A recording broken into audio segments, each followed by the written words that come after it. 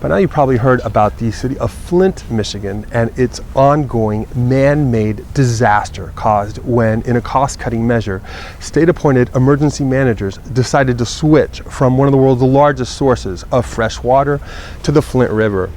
The river water corroding the city pipes, leaching lead into the water supply, and causing the incidence of elevated blood lead levels, or EBLL, in children under 5 to double. Exposure to lead at any level in children has been linked to lifelong, irreversible neurological disorders like behavioral issues, learning disabilities, and lower IQs. Michigan Governor Rick Snyder having since apologized, and the federal government promising $80 million in emergency assistance. But the story doesn't end in Michigan. A study published in 2014 by the Centers for Disease Control and Prevention suggests the problem could extend to all 50 states.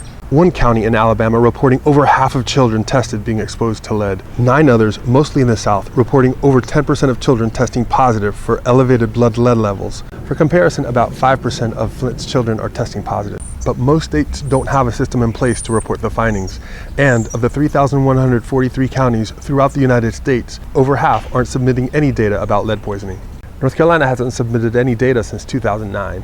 The CDC estimating today at least 4 million households have children living in them that are being exposed to high levels of lead, and about 500,000 children under 5 have levels at which public health interventions are recommended. Chelation therapy, a chemical process in which ethylene diamine tetracetic acid, or EDTA, is injected into patients, works to remove lead from the bloodstream. But there's no drug therapy known to reverse the neurological damage caused by exposure to lead. To learn more about lead poisoning and how to prevent it, you can visit www.cdc.gov/lead. This has been From the Desk of. I'm Enrique Baloria. Please make sure to share this information with your family and friends.